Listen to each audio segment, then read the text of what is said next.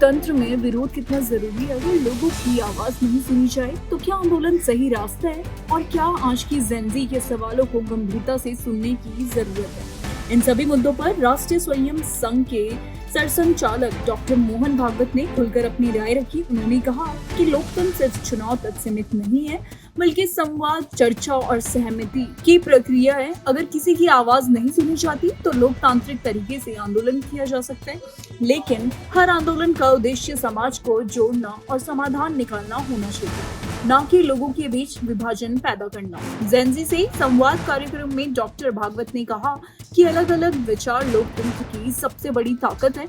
जब सभी लोग एक दूसरे की बात सुनते हैं और बातचीत करते हैं, तभी किसी मुद्दे पर सहमति बनती है। उन्होंने कहा कि लोकतांत्रिक आंदोलन भी संवाद का एक माध्यम है, लेकिन उसका मकसद टकराव नहीं बल्कि बातचीत के जरिए समाधान निकालना होना चाहिए।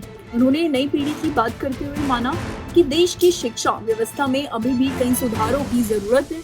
उनका कहना था कि अगर युवा शिक्षा में बदलाव की मांग कर रहे हैं तो उनकी बात को गंभीरता से सुनना चाहिए। लोकतंत्र में हर नागरिक और हर पीढ़ी को अपनी राय रखने का अधिकार होता है और इसी से व्यवस्था बेहतर बनती है। डॉक्टर भागवत ने आज की जेनजी और जेनजी अल्फा की सोच की भी चर्चा की। उन्होंने कहा कि पहले की पीढ़ी बिना सवाल किए बड़ों की बात मान लेती थी, लेकिन आज के युवा हर बात का कारण जानना चाहते हैं।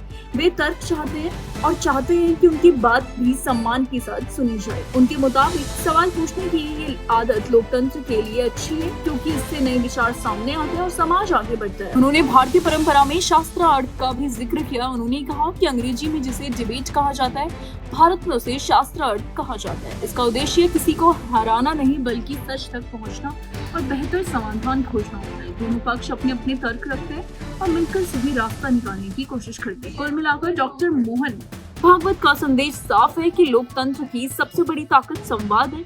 जब संवाद रुकते हैं तब लोकतांत्रिक तरीके से आंदोलन किया जा सकता है, लेकिन उसका उद्देश्य समाज को जोड़ना, समाधान निकालना और सहमति बनाना होना चाहिए। साथ ही उन्होंने ये भी कहा कि नई पीढ़ी के इस सवाल को नजरअंदाज नहीं किया जा सकता। लोकतंत्र तभी मजबूत होगा जब हर आवाज को सम्मान मिलेगा और संवाद लगातार चलता रहेगा। फिलहाल इस खबर में बस इतना ही। इसको लेकर आपकी क्या राय है हमें कमेंट सेक्शन में जरूर बताएं, और ऐसे ही देश दुनिया की तमाम खबरों के लिए देखते रहिए भारत एक्सप्रेस।